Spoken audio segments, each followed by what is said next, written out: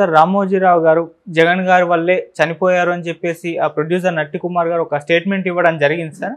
అసలు మరి దీన్ని ఏ విధంగా చూడొచ్చు అంటారు? దీంట్లో నిజం ఉందా అంటే అంతకుముందు చాలా ఇబ్బందులు పెట్టారు జగన్ గారు అని చెప్పేసి వార్తలు కూడా విన్నాం. మరి మీ ఒపీనియన్ సార్ దీనిపైన? రామోజీరావు చనిపోయిన తర్వాత రకరకాల స్పందనలు వస్తున్నాయి. మ్యాక్సిమం కూడా రామోజీరావుకి నివాళులు అర్పించడం, రామోజీరావు చేసిన వివిధ రంగాలకు చేసిన సేవల్ని తలుచుకోవడం, లేకపోతే ఆ సేవల గురించి గొప్పగా చెప్పుకోవడం, ఇది ఎక్కువ జరుగుతుంది.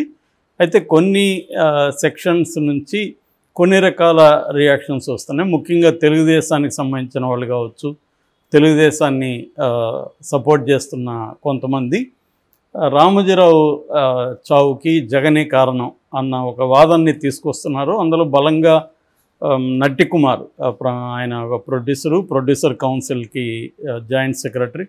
సో తను ఈరోజు మాట్లాడుతూ చాలా అంటే ఆయన ఉద్వేగానికి లోనయ్యాడు. రామోజీరావు సేవలను అవి తలుచుకొని ముఖ్యంగా సినిమా రంగానికి ఆయన చిన్న సినిమాలు చాలా చేశాడు రామోజీరావు. అనేక మందిని ఉదయ్ కిరణ్ దగ్గర నుంచి తరుణ్, ఉదయ్ కిరణ్, తనీష్, జూనియర్ ఎన్టీఆర్, రాఘవేంద్రరావు కొడుకు, ఇలాగ రకరకాల వాళ్ళని అతను ఇంట్రడ్యూస్ చేశాడు, టెక్నీషియన్స్ని అందరినీ కూడా.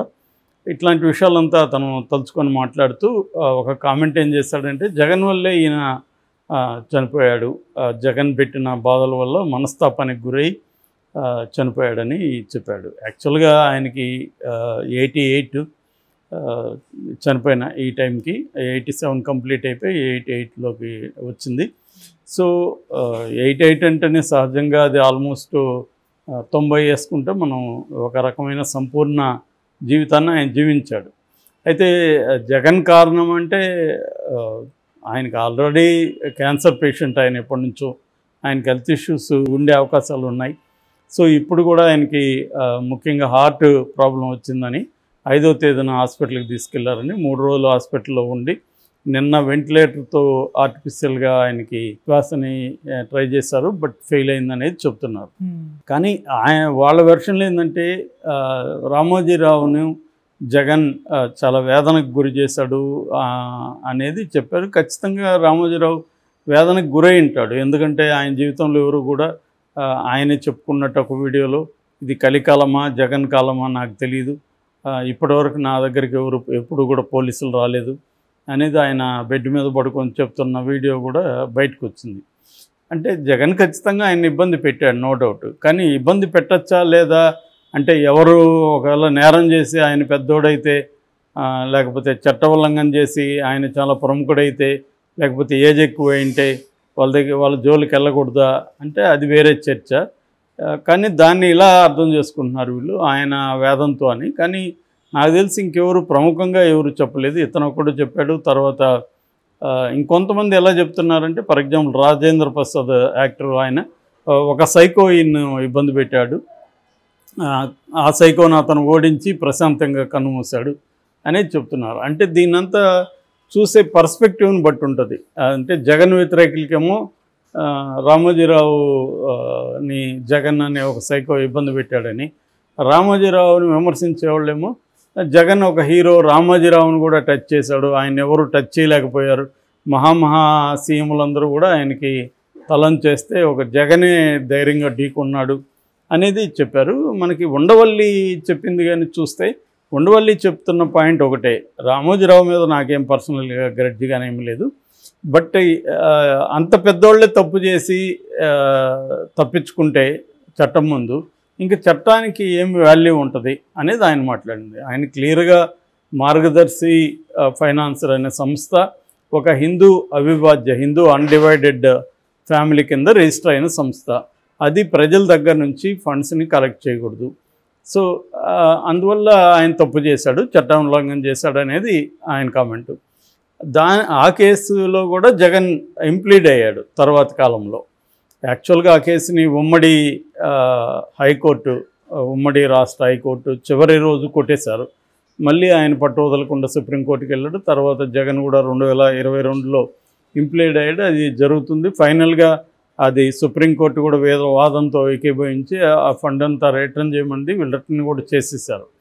అది వేరే కేసు. ఇదేమో జగన్ సోకాల్డ్ వేధించిన కేసు ఏంటంటే, మార్గదర్శి చిట్ ఫండ్స్లో చిట్టు డబ్బులు వచ్చిన దాన్ని బ్యాంకుల్లో వేయాలి, ఎక్కడికెక్కడ ఆ శాఖల్లో వేయాలి, వేరే కంపెనీలో పెట్టుబడులు పెట్టకూడదు అనేది రూలు. దాన్ని రామోజీరావు అధిగమించాడన్నారు. మరి అధిగమించినప్పుడు అధిగమించలేదని ఆయన కోర్టులో నిరూపించుకోవాలి. అదే వేరే వాళ్ళనైతేమో నువ్వు కోర్టులో నిరూపించుకోమంటారు వీళ్ళందరూ. ఇప్పుడు ఇదే నటికుమార్ వర్మ రామ్ గోపాల్ వర్మ మీద కేసు పెట్టినప్పుడు ఆయన ఏం మాట్లాడాడు?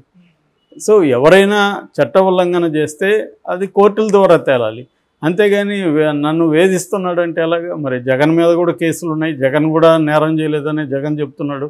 జగన్ని కూడా ప్రూవ్ కాకుండానే 1.5 years జైల్లో పెట్టారు. సో ఇవన్నీ ఇప్పుడు మనకు కవిత ఫర్ ఎగ్జాంపుల్ లేటెస్ట్గా కవిత నేరం చేసిందో లేదు తెలియదు, కానీ జైల్లో ఉంది. సో వాళ్ళు కోర్టుల ద్వారా తీర్చుకోవాలి. ఇవన్నీ ఏంటంటే ఓవరాల్ పొలిటికల్ సెటప్లో మరి రామోజీరావు ఓన్లీ వ్యాపారాలు చేసుకోవడం జర్నలిజం వరకు పరిమితం కాలేదు కదా, ఆయన కూడా రాజకీయాల్లోకి వెళ్ళాడు. ఒకరి వైపు తీసుకొని ఆయన ఇంకొకరిని పడగొట్టడానికి ఆయన ప్రయత్నించినప్పుడు అవతల వాళ్ళు ఎందుకు గమ్మున ఉండాలి, ఎందుకు గమ్మున ఉంటారు ఎవరైనా? సో ఇప్పుడు రామోజీరావు ఫస్ట్ ఎన్టీఆర్ వైపు నుంచి కాంగ్రెస్ని దెబ్బతీయడానికి ఆయన జర్నలిజాన్ని దాటి బయటికి వెళ్ళి పనిచేస్తాడు కదా ఆయన. అట్లాగే మళ్ళీ అదే ఎన్టీఆర్ని పడగొట్టడానికి కూడా ఆయన అదే పద్ధతిలో చేశాడు. ఆ తర్వాత చంద్రబాబు తరపున రాజశేఖర రెడ్డిని దెబ్బతీయడానికి కూడా అదే పద్ధతులు చేశాడు. దాంతో రాజశేఖర రెడ్డి నన్ను దెబ్బ కొడుతున్నప్పుడు నేనెందుకు సైలెంట్గా దెబ్బతింటూ ఉండాలి, నేనెందుకు ఎదిరించకూడదని ఆయన, నువ్వు అందరికీ నీతులు చెప్పే గురువింద నువ్వు చట్టాన్ని ఉల్లంఘించవచ్చా అనేది రాజశేఖర రెడ్డి ప్రశ్నించాడు. సో దీంట్లో ఎవడి తప్పు ఎవడి తప్పు అని మనం ఎలా నిర్ణయిస్తాం? సో కాబట్టి రామోజీరావు ఏదో ఆయన పాటికి ఆయన వ్యాపారాలు చేసుకుంటూ సోకాల్డ్ కళా సాహిత్య జర్నలిజం రంగాలకి సేవకే కన్ఫైన్ అయింటే అది వేరే పరిస్థితి. ఆయన ఒక వ్యాపారస్తుడిగా ఒక ఫర్మ్ పెట్టినప్పుడు ఖచ్చితంగా చట్టాలు, ఈ దేశంలో చట్టాలు అందరికీ వర్తిస్తాయి, చట్టం ముందు అందరూ సమానులే. రెండవది వీళ్ళు ఎందుకు జగన్ కానీ రాజశేఖర రెడ్డి కానీ ఎందుకు చేశారు, వాళ్ళని తను దెబ్బతీయడానికి ట్రై చేస్తేనే కదా వాళ్ళు రివర్స్ చేసింది. అది ఒక రకంగా వాళ్ళు దాని ఏమంటారు తమ సేఫ్ గార్డ్కి, తన సెక్యూరిటీ కోసం, సెల్ఫ్ ప్రొటెక్షన్ కోసమే వాళ్ళు రిటార్ట్ అయ్యారు. It is a form of defence in the form of offence.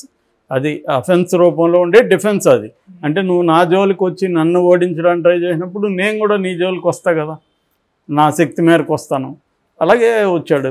దాంతో ఇప్పుడు అతను రాకూడదు, అతను వస్తే సైకో, ఇతను వెళ్తే సైకో కాదా? ఇతను ఎందుకు వెళ్ళాడు మరి అట్లా?